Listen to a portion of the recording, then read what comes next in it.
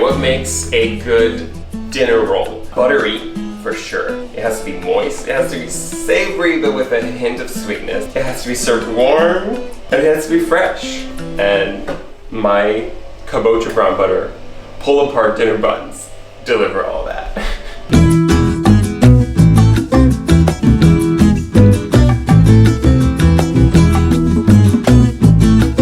For the ingredients for this recipe, nothing really out of the ordinary except for the Kabocha and then the brown butter that we're gonna make, but you have flour, commercial yeast, so active dry yeast, sugar, salt, and water. Really straightforward.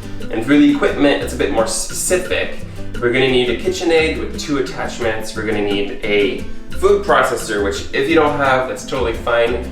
You can use a food mill or even a potato masher if you don't have any of those. And then the rest is just like digital scale, a bench scraper, bowls, and all that good stuff for baking. And once you have all that, we'll just get into the first part, which is gonna be to roast the kabocha. Roasting the kabocha is super straightforward. It's the first thing we're gonna do because it takes the longest and you want it to kind of cool before you can form the actual dough. It's something that can be done days in advance, or something that you can do like a big batch of and just keep it in your fridge. So I have a kabocha here. And we're just gonna slice it in half and remove the seeds. For kabocha, they do come in different colors. Most all of them are pretty much the same. The reason I use those instead of like any other squash is because they have probably the most concentrated flavor of like flesh. The moisture is pretty low and they bake pretty evenly. So once they're baked, they just have this extremely, extremely concentrated, delicious squash flavor. All right, so that's going in. Cut side down. No frills here, no fat, nothing. This is just gonna go in the oven, preheated at 425. It's gonna take between 45 minutes to an hour for it to be fully cooked.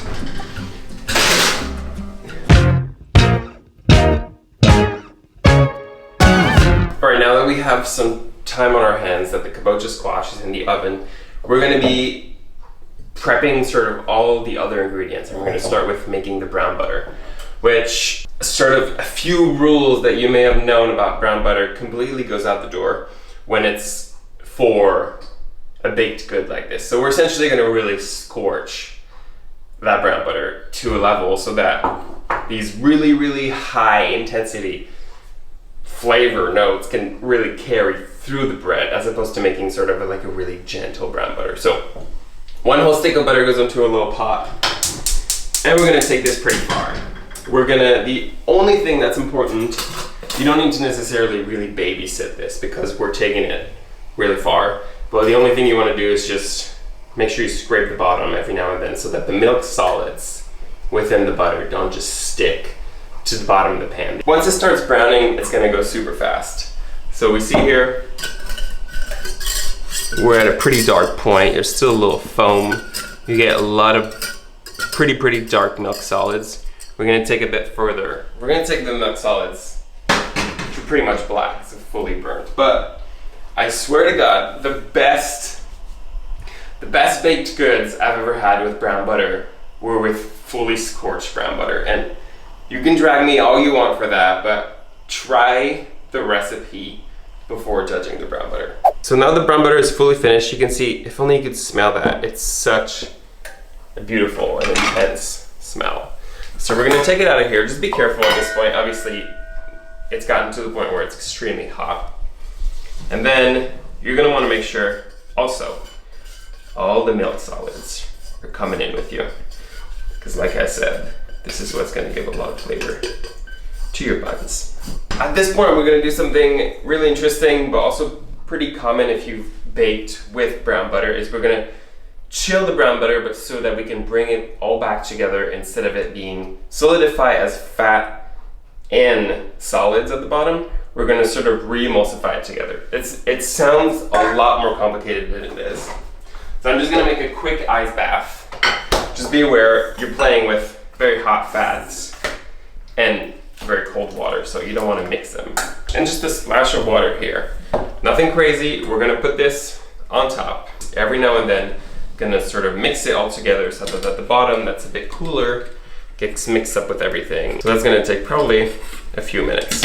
So when the butter starts to solidify a little bit like this at the bottom, that's when it's important to mix it. It creates this jammy, buttery thing that is sort of reconstituted brown butter, and that's it. Super easy. We'll keep that room temperature because we don't want it to be cold. As our squash sort of finishes baking, we're gonna be proactive and set up or mise out all our ingredients. We're gonna do 900 grams of all-purpose flour. We're gonna set aside 15 grams of the brown butter so that the remainder of the brown butter is going in the dough, and the 15 grams is gonna be for brushing at the end. And we're gonna weigh 70 grams of sugar, 20 grams of kosher salt, which if you don't have a scale that weighs below 20 grams, it's just a tablespoon and half a teaspoon of kosher salt. And then for the yeast, Active Dry Yeast, we're going to do 14 grams of this. If you have the packs, it's exactly 2 little packs. And if you don't have the packs and you don't have a scale, once again, that weighs below 20 grams, you're gonna want to do a tablespoon and a teaspoon of that Active Dry Yeast. We're gonna weigh our water, which is gonna be 350 grams of water at about 100 to 110 degrees, and if you don't have a thermometer, that's totally fine. It's about just slightly hotter than body temperature, so like lukewarm. And that's it. So surprisingly, our little kabocha squash only took 30 minutes, and they're finished. So what you would do right now is flip them just so that extra moisture comes out. Ideally, you let those, chill a little bit, but I'm just gonna go ahead and put this into my food processor. So if you were using, a food mill, same thing, but straight into your food mill. And then we're just gonna take this and make it into a puree. So when this is smooth, like this, we're gonna go into our KitchenAid. So I'm gonna put the puree straight in here, and I'm going to put 375 grams of the puree.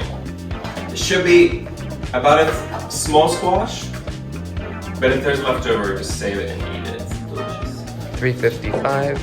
Oh my god, are we gonna have 360, 363.5, 365. Oh my god, okay. 0.5. One kabocha squash apparently was exactly 365, so that's good for us. I've actually never had one that was this close to it. Normally you get an extra like 20 to 100 gram, but here it is. Set this aside for now, and we're gonna transfer our setup to the KitchenAid and get to make the final dough. So actually before we get to the final dough, one more thing that I forgot is we're gonna bloom our yeast. So you've probably heard that a million times. You're just making sure the yeast is active by putting it in the water, so the weighted warm water with the sugar. Obviously, normally you'd put a little bit of sugar just to help the yeast to get activated. I'm just gonna put all of it to get it over with, the 70 grams of sugar. And this is not a sweet dough. The 70 grams of sugar is really just complementary to the squash and helping with just rounding out all the flavors in there. So just a quick mix. And that's gonna go super fast because we're using warm water. So set this aside, and then we go to the final dough. The squash is in here, and it's still pretty warm. So what I'm gonna do is with the paddle attachment, I'm just gonna give it a couple spins. I'm gonna release some of that extra heat by just doing that. You can see it's already steaming out, so just a couple spins, and then that's good. It shouldn't be too hot or steamy anymore. So off into this goes our flour. So low speed until everything is together, looking like wet sand. Shouldn't take more than a minute. So that's good to go. Okay, so once we have that wet sand, we're gonna be ready to change attachment. So from the paddle to the hook. And when the hook goes in, everything else is gonna go in, except for the reserved butter for brushing at the end. All the leftover brown butter that we didn't weigh. We put our salt and our liquid. I'm gonna give it a nice little stir. Look how bubbly that is. You know your yeast is good. Feeling good, feeling fresh, feeling confident. Put it in. And then we're gonna do probably 100% of the kneading at the first speed. This is not, gluten doesn't get developed like super quickly unless you have really high-tech machines like these dough mixers. So for this guy, we're just gonna keep it on low. We're gonna use it on the first speed until it's coming together. Once it comes together, we're gonna scrape it down, and then we're gonna blend it for 8 minutes on the first speed. And then after that, we're gonna finish it by hand because it would be a real shame to not knead dough by hand, at least a little bit, to like familiarize yourself with the actual dough that you spent much time making. 8 minutes have gone by. It's ready to be kneaded by hand.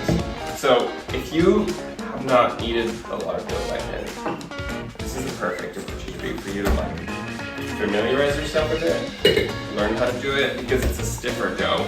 It's not very hard. You're not going to need to grease or flour your surface at all. So you have your dough like this, and just like the actual mixer process, just like the actual KitchenAid process is not about the speed or how like quickly you can pull the gluten. It's just about taking our time and do it well. Like this shouldn't feel like cardio. So we're just gonna press out like this, take the little flop and flip it, and essentially do a quarter turn and do the same thing. So we're pressing down, bringing the flop back up, and you don't need to like drag it like crazy like this. You're really just trying to put this in, put that little corner you're making, flip it, bring it in, and then press it out. It's not a science. At this point, the dough is super tender and bouncy, and that's how you want it to be. I love it. The brown butter speckles almost looks like you used like real vanilla in there. So this, for the actual proofing, it's gonna go back into the mixer, and because this is a high fat content dough, you don't need to grease your mixer. You just need to put it in there and cover it up. And what I prefer to put it in the fridge overnight. The reason that most people do that is because really you get the best flavor by like doing a slow ferment of the dough. You get the best amount of flavor, very even flavor and very even texture.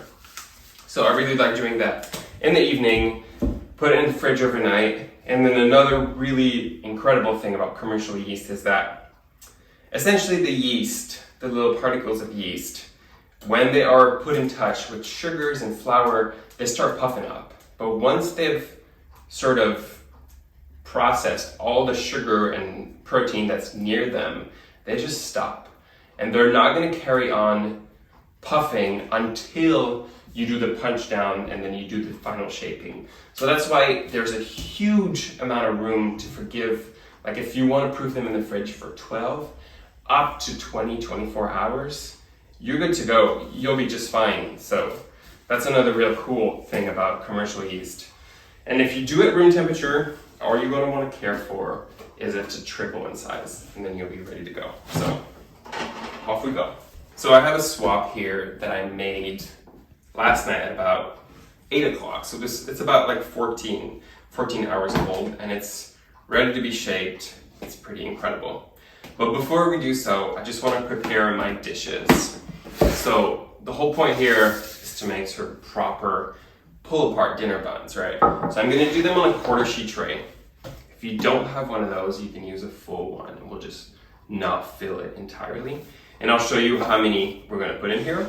And then I know for a fact that if you use a quarter sheet tray, you'll have about 4 to 5 extra pieces.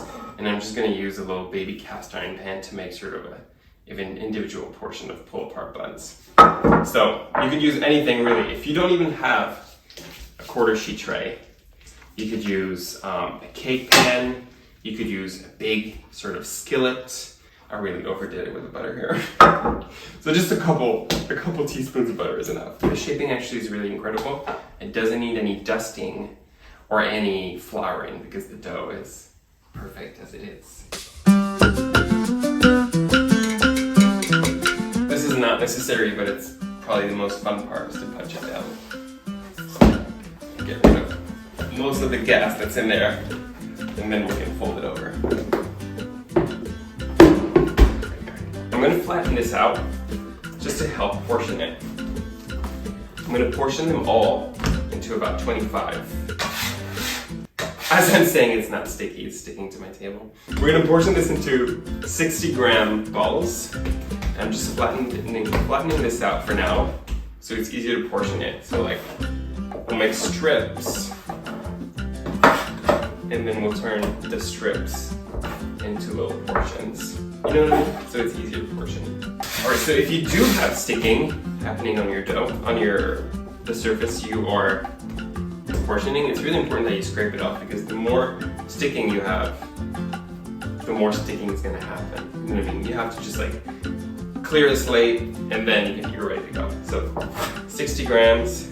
So all my little doughs are turned into 60-gram portions, and then we're ready for shaping them and then putting them into our pan. The pan right here, the quarter sheet tray, is gonna be 5 by 4. So if you have never shaped the little buns before, the only thing that you want to do is you're going to want to pull essentially to get the tightest sort of tension around the outside skin. You want to put all the corners back until you get at the bottom of it a nipple, and then you can just gently shape it like this so that they're nice and round, and then the nipple is not closed and then goes at the bottom of it. If you've ever done sort of doughs like this, you can use the trick of, by using the tip of your finger, you should pull the skin around it like this, but then you really want to make sure you close it so you have as much tension as possible on the top layer. And off you go. That's why you want to do a lot of it, because you don't want to go through all the trouble of making this to not have a whole pan of bread, right? Now that they're all fully shaped, isn't this just too adorable? We have to do the last proof, which we're gonna proof them until they're all really touching and bubbly, almost a bit jiggly when you shake them. So I'm gonna cover them. I have my gross bags. I used a non-scented trash bag, and I used some shopping bags. And if you had any of those fancy proofing bags, please use that. So a really good trick for this final proofing is, because the dough is cold, the fact that the dough is cold really helped us shaping it, but now it's going to be a bit longer before it gets proofed because it's a cold dough. So what you do is you would turn on your oven at 180. The second it reaches temperature, kill it, so turn it off, and then put the covered dough in the oven for about 30 minutes to 1 hour. And that's just a really, really easy way to proof doughs like this, super evenly and super quickly. 45 minutes went by. It's time to release the pretty buns from the trash bags. Oh, it smells so good. Beautiful. So we can see they've probably doubled in size. I preheat the oven at 375. And we're finally going to use the little 15 gram of brown butter that we've saved. We're going to generously brush these. These are going in the oven. They're going to take about 20 to 25 minutes. It's a very quick bake, and I'm going to probably, in about 12 minutes, do a quick rotation so they brown evenly on the top. That's it. And then we'll fucking pull apart some buns. Oh, I forgot to put salt on them! Shit! A little crunchy salt never hurt no one, right? Alright, and if it was Halloween, you could do black salt, and it would be like orange dough and black salt, and it would be very seasonal looking next year. Alright, then baking now for real. Now you can pull away all the buns you want. The texture is incredible, bouncy and tender, but just so delicate. Really, really exciting. Nice sort of even aeration, pulls apart.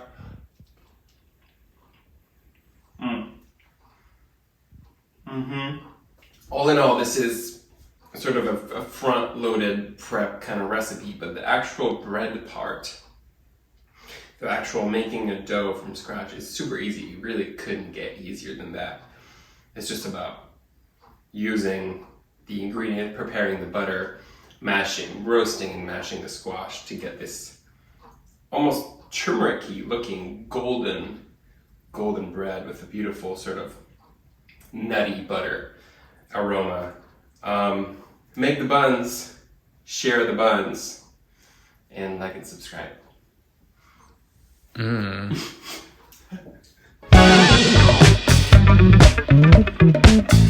definitely forgot the salt. Oh my god, my consistency. Wow. Great, we got 2 dozens of unsalted dough. Salted butter, here we come.